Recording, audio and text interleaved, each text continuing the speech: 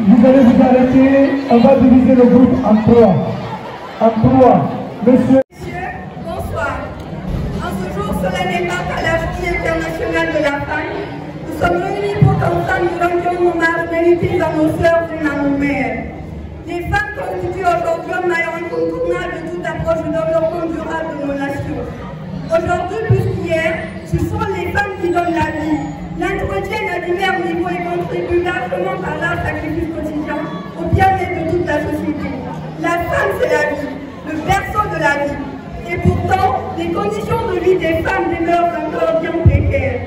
Elles sont les premières victimes des crises, des mutilations génitales, des mariages forcés, la privation de certaines droits qui vont atteindre à leurs droits fondamentaux. La discrimination fondée sur le genre nuit à tout le monde, femmes, filles, hommes et garçons. Ainsi, la Journée internationale de la femme nous engage à agir. Agir pour renforcer la protection contre l'exploitation et les atteintes sexuelles. Agir pour accélérer la pleine participation et le leadership féminin. Chers frères et sœurs, en cette journée symbolique du 8 mars 2023, nous œuvrons ensemble main dans la main pour bâtir une société plus inclusive, plus juste et plus prospère au bénéfice des femmes et filles guinéennes et celles du monde entier. Je ne saurais clôturer ce discours, mesdames et messieurs, sans remercier tous les encadreurs de l'école Bacan pour cette belle initiative, ainsi que le soutien quotidien. Vive les femmes guinéennes, vive les femmes du monde, je vous remercie. Mesdames et messieurs, bonsoir. Je suis enthousiaste à l'idée de tenir ce discours, de représenter fièrement ma classe en tant que femme ce 8 mars 2023. Je tiens à souhaiter bonne fête à toutes les femmes ici présentes. Je tiens à vous dire, à nous dire que nous sommes belles, importantes, solaires, rayonnantes, ambitieuses, conquérantes, déterminées et surtout héroïques. Le 8 mars ne s'agit pas seulement d'un jour, de chant, de défilé, de photographie et de danse. Il est important de savoir que c'est la journée pour reconnaître, la journée pour souligner toutes les canalisations, les calamités. Je salue tous les accomplissements des femmes et filles de tous les horizons et des 4 coins du monde. Je dis un grand merci à toutes celles qui se sont battues et qui ont tracé le chemin pour nous. On n'en serait pas là sans leur détermination. Parce qu'il faut savoir que la femme du 21e siècle est une femme qui sait ce qu'elle veut, une femme qui lutte pour ses droits, une femme qui œuvre pour un monde meilleur, pour elle l'équité et la justice. Oui, j'affirme que nous avons tous le droit à une même éducation, que nous, femmes d'aujourd'hui, nous pouvons être architectes, pilotes, mécaniciennes. Notre place ne se trouve pas que dans les cuisines. Je mesure également les énormes obstacles auxquels nous sommes confrontés, auxquels nous faisons face, qu'il s'agisse des injustices, des structures de violence, des crises en cascade dont nous sommes les premières et principales victimes.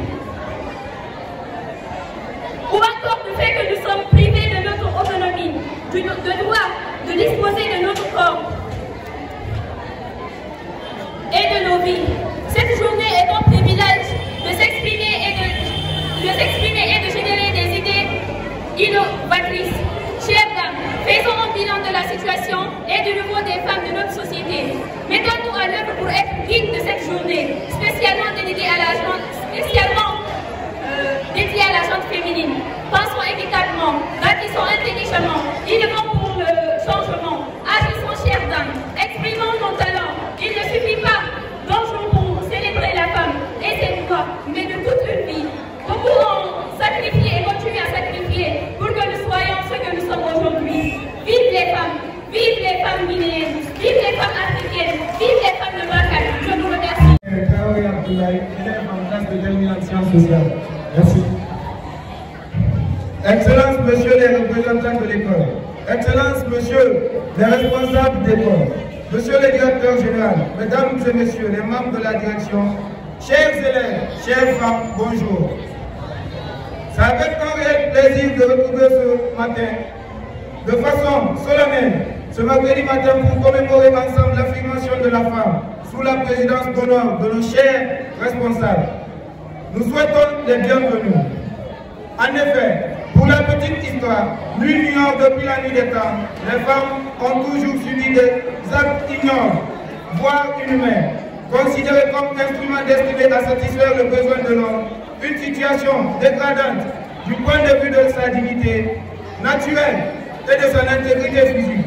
Ainsi, il a fallu attendre, avec l'évolution de la science, des institutions et ONG de défense et de la promotion des droits humains, en général ceux des femmes, à travers une prise de conscience douloureuse de leur fait d'infériorité. Les gouvernements de tous les pays du monde ont fait leurs préoccupations en mentionnant chacun dans sa législation, afin que ces actes de violence exercés contre elles constituent un défi majeur. Ce sont entre autres la violence sexuelle, physique et psychologique. Elles sont courantes sous toutes ses formes en milieu domestique, les lieux de travail, voire même dans les établissements scolaires et universitaires. Mesdames et messieurs, chères femmes, beaucoup de progrès ont été accomplis dans le cadre de votre émancipation, épanouissement. Mais hélas, nous assistons toujours dans le monde entier à des scènes de violence qui aboutissent parfois au crime à travers les réseaux sociaux. À chaque minute, les femmes subissent des violences sous toute forme. Le cas de viol récurrent en Guinée en font foi.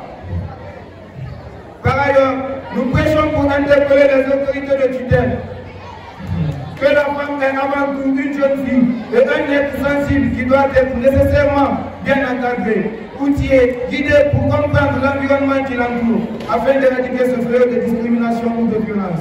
Ceci passe par l'instruction et la bonne politique d'éducation.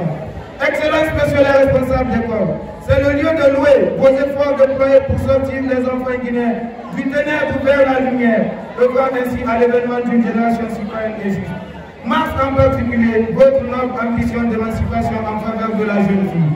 Nous remercions encore également à l'endroit des encadreurs de l'école, notamment M. Chérif et M. Kanja, qui ont bien voulu initier ce cadre pour nous permettre de retrouver ici aujourd'hui, célébrant ce moment inoubliable avec nos soeurs, nos tantes et nos mamans. Merci à l'ensemble des membres de la direction, à nos anciens, ensemble unis pour un monde meilleur, sans discrimination, pour le bien-être de tous. Vive la femme du monde, vive la femme guinéenne, vive la femme des écoles Bakar. Je vous remercie.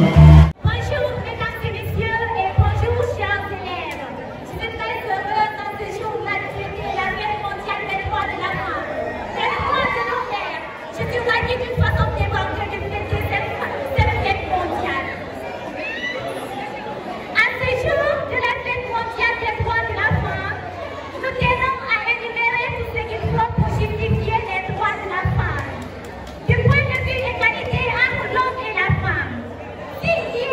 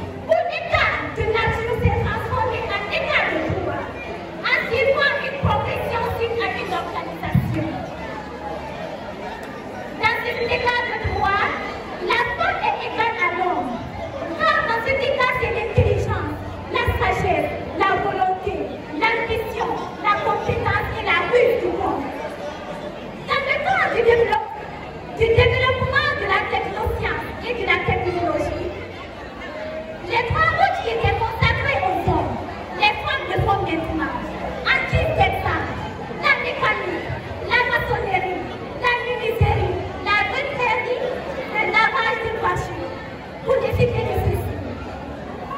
À travers ces travaux, plusieurs femmes surviennent à leurs besoins et aux besoins familiaux. Là, on parle du métier. Tout métier que l'on fait, la femme le fait de nous. Dans le cadre intellectuel, dans le milieu de formation, d'éducation, en école, nous croyons une égalité dans le travail de la fille et du garçon. Et partout au-delà de cette égalité, nous constatons que les filles sont plus compétentes que les garçons. Équité de ceci, partir à un autre cycle, nous constatons la compétence et la bravoure de la femme dans chaque métier. Le doctorat, la profession, l'ingénierie, le journalisme et toute sa participation au développement de la technoscience et de la technologie. Donc, une fois au foyer, la femme et l'homme sont égaux. Du point de vue des droits, l'homme qui cherche à travailler pour subvenir aux besoins familiaux, la femme le fait de même. Travailler pour subvenir aux besoins familiaux. La femme les garde le certificat de la vie familiale. La femme l'est de même. Dans cette vision des faits, les femmes ne se plaigneront guère des catastrophes familiales. Et ainsi, les femmes sont la fierté de tout développement dans toute l'humanité entière. À la lumière de tout ce qui précède, forcé de reconnaître que dans cette réclamation et cette obtention des droits de la femme valorise sa compétence dans tous les domaines, scientifiques, littéraires et dans le temps de la mondialisation. Tous ces thèmes d'égalité entre l'homme et la femme. Je vous remercie. Merci. Une photo, s'il vous plaît. Hello everyone, my name is Maria Tujalo. I'm very happy today to share with you this important topic we talk about women education. Education is the process of acquiring knowledge, belief, values, skills, and good habits, which teach us to be a true woman being. Women education has great importance in the worldwide. It is a fundamental base of the development in any country and any society. The benefit of women education is broadly recognized all over the world. Summarizing, women education means encouraging the women's participation in the workforce and their contribution to both families and nations and national incomes. Educated women are more available to give a good education to their children, nutrition. They can have also esteem and self-confidence. They can define themselves and their body to be domestic victims of sexual abuse. Happy New Year, Bagan women! Thank you very much. Merci. Bien. Ils peuvent faire tout en français et en anglais. Donc c'est ce qu'ils veulent nous prouver. Attends, salut, je tire un chapeau pour M. Chili. Voilà. Alors, et voilà, nous remercions et nous félicitons les encadreurs de Bagan, M. Kandra et M. Chérif. Alors, nous allons appeler une autre fille cette fois-ci. Mesdames et messieurs, chers professeurs, je vous dis bonsoir. Je suis Diallo Fatoumata Diarry, élève de la terminale sciences expérimentales des écoles Bagan. En ce jour si spécial pour nos femmes, je tiens à nous parler de la scolarisation de la jeune fille en Afrique. Je suis une fille. Mon droit c'est l'information. Fille. Mon droit c'est l'information. Mon devoir c'est l'abstinence ou la capote. Autrefois, nos parents n'avaient aucune considération pour l'école. Ils refusaient de scolariser leurs enfants. Et on rencontrait cela au niveau de la jeune fille. Elle n'avait droit à rien. Sinon qu'elle s'occupait des ménages et allait au champ. Elle était donnée aussi droit au mariage. Le taux d'analphabétisme était très élevé. Mais avec le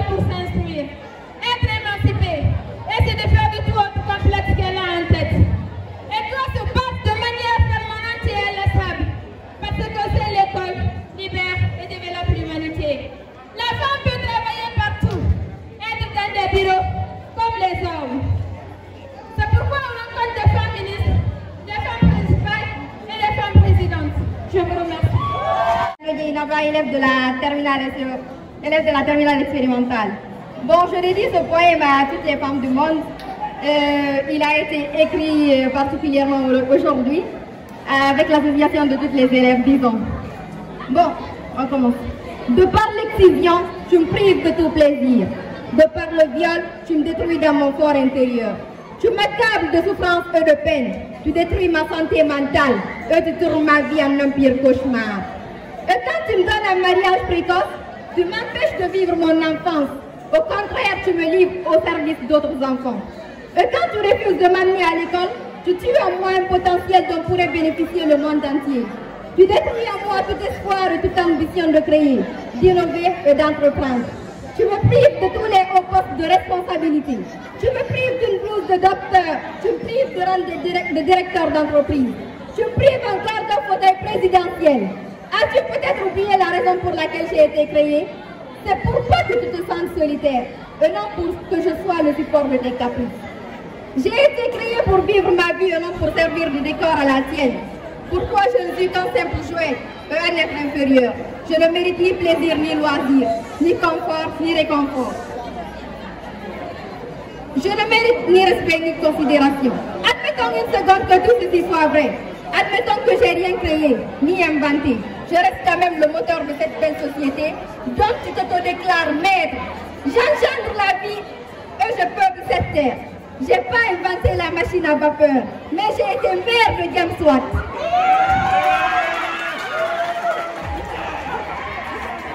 J'ai pas établi les méthodes expérimentales, mais j'ai en aucun doute inventé Claude Bernard. J'ai pas parlé de la gravité universelle, mais à l'intérieur de mon utérus s'est développé le grand homme du nom de Isaac Newton. J'ai pas découvert les éléments chimiques ni en sortir des théories, mais j'ai pu naître Antoine Lorraine Lavoisier. Crois-tu toujours que je mérite aucun respect et aucune considération, sans oublier les multitudes d'actes que j'ai établis? Mais par ingratitude de ta part, mes exploits n'ont jamais figuré dans l'histoire de l'humanité. J'ai été Rosalind Franklin qui a découvert que l'ADN est une structure à double hélice. J'ai été Frances Spinozzi qui découvrit le VIH pour la première fois. J'ai aussi été Zaha Hadid avec ses merveilles dans l'architecture. Et tant d'autres, mais dont l'histoire n'en parle jamais. Toi, tu n'as fait que créer, mais moi, j'ai encore fait mieux. Je suis celle sans qui la vie sur terre est impossible. Je suis une femme avec mes valeurs. Je suis unique. Je suis... Et aucun mot du dictionnaire n'est assez descriptif pour montrer tous les bienfaits que je suis dotée, dont je suis dotée. Pour montrer ma bravoure et mon courage, j'ai supporté, survécu à la douleur de l'accouchement. Qu'est-ce qui peut être plus fatal pour moi dorénavant? Encore me dépasse-tu, jeune ignorant? Sur tous les points, je reste de taille. Face à tous les défis, je donne le meilleur de moi comme dans une bataille. Je suis une femme et je mérite le respect. Merci. Bonsoir, chers professeurs. Bonsoir, chers camarades, ainsi que distingués invités. En toute sincérité, nous vous remercions du déplacement effectué. Je réponds au nom de Diallo Safiatou, élève de la terminale sciences maths aux écoles Bakan, une école d'excellence, de rigueur et de réussite. Avant tout, en cette journée internationale des femmes 8 mars, nous saluons les accomplissements des femmes et des filles de tous les horizons et des 4 coins du monde. En effet, nous mesurons également les énormes obstacles auxquels elles font face, qu'il s'agisse des injustices structurelles, des violences, des crimes cascades, dont elles sont les premières et principales victimes, ou encore du fait qu'elles sont privées de leur autonomie personnelle et de leur droit de disposer de leur corps et de leur vie. La discrimination fondée sur le genre nuit à tout le monde, femmes, filles, hommes et garçons. La journée internationale des femmes nous engage à agir. Agir pour soutenir les femmes qui revendiquent leurs droits fondamentaux et en prient le plus fort. Agir pour renforcer la protection contre l'exploitation et les atteintes sexuelles. Agir pour accélérer la pleine participation et le leadership des femmes. Le thème de cette année met en avant le rôle crucial de la technologie et de l'innovation dans l'accouchement de l'égalité des genres. La technologie peut agir l'accès des femmes et des filles à l'éducation et leur ouvrir de nouvelles perspectives. Aujourd'hui, les femmes représentent moins d'un travaillant dans le domaine des sciences, de la technologie, de l'ingénierie et des mathématiques. Or, sans une représentation suffisante des femmes, lors de leur mise au point, les nouvelles technologies peuvent, dès le départ, contenir en elles les germes de la discrimination. Il est donc essentiel de réduire la fracture numérique et d'accroître la représentation des femmes et des filles dans le domaine des sciences et des technologies. Enfin, ensemble, ouvrons main dans la main avec les gouvernements, le secteur privé et la société civile pour bâtir une société plus inclusive, juste et prospère au bénéfice des femmes, des filles, hommes et garçons du monde entier. Parlant de la violence à l'égard des femmes, selon l'ONU-Femmes, dans le monde, une femme sur 3 a été victime de violences physiques ou sexuelles, le plus souvent par un partenaire intime. Au moins dans le monde, près de 3 femmes tuées sur 5 en 2017 ont subi des mutilations génitales féminines. Au moins 254 millions de femmes en vie aujourd'hui ont été mariées avant l'âge de 18 ans. En effet, la violence à l'égard des femmes constitue l'une des violations des droits humains les plus répandues, les plus persistantes et les plus dévastatrices au monde. Et pourtant, nous savons tous que ces pratiques ont des conséquences néfastes sur la vie de ces jeunes filles. Selon la déclaration sur l'élimination de la violence à l'égard des femmes de 1973, la violence à l'égard des femmes est tout acte de violence dirigé contre le sexe féminin, causant et pouvant causer un préjudice ou une souffrance physique, sexuelle, psychologique, y compris la menace de tels actes. La privation arbitraire de liberté, que ce soit dans la vie publique ou dans la vie privée. Chaque jour dans le monde, des milliers de jeunes filles se font violer, maltraiter, menacer, se voient mariées par de force. Et pourtant, nous savons tous que ces pratiques ont des conséquences néfastes sur la vie de ces jeunes filles, telles que la dépression, une affection de la santé mentale, qui peuvent même conduire à la mort. Cher public, pour mettre fin à ce fléau et permettre aux filles et aux femmes de vivre dans un monde meilleur et épanoui, il faut l'application stricte des textes de loi, former les garçons sur une question du genre, dénoncer, rendre la justice accessible aux filles et aux femmes, dénoncer les auteurs de violence pour débarrasser notre société de virus. Car la place des criminels, c'est derrière les barreaux. Je vous remercie. Je réponds au nom de Barry Aminatou, élève de la 12e série scientifique. Mesdames et messieurs, je suis heureux de vous recevoir en ce jour si spécial qui est un jour d'honneur des droits de la femme. Pour la première fois, les écoles Bakan commémorent officiellement la date du 8 mars que les femmes du monde entier ont choisi pour illustrer leur combat. Cela n'aurait pas été possible non plus sans l'action des mouvements féminins qui ont forcé la reconnaissance des droits des femmes et mis en route d'importants changements sociaux. Nous voudrons ici rendre hommage à celles-ci qui ont permis cette avancée. C'est à celle que l'on doit l'impressionnante évolution qui, à l'espace d'une génération, a commencé d'empêcher le comportement et arracher les premières formes, le mariage précoce et le viol. Cela ne suffit pas bien sûr à faire ce que les problèmes soient résolus, mais cela constitue la base à partir de laquelle nous pouvons agir. Reste non seulement à renforcer les droits de la femme. Les objectifs sont simples à définir. Ils répondent aux exigences que manifestent les femmes d'aujourd'hui. L'autonomie, l'égalité et la dignité. Pour quelles exigences? Parce que la réalité sociale les contredit. Parce que quels que soient les progrès réalisés, la situation de la femme dans notre société reste marquée pour la dépendance, l'inégalité et le non-respect du droit de la personne. Mes chers, je sais à quel point la cause des femmes est importante à nos yeux. C'est pourquoi je nous souhaite aujourd'hui une belle journée de lutte pour les droits de la femme. Je salue les compétences, le dynamisme et l'énergie de toutes les femmes du monde. Faisons ensemble les victoires et les acquis et faisons entendre les revendications. Je vous remercie.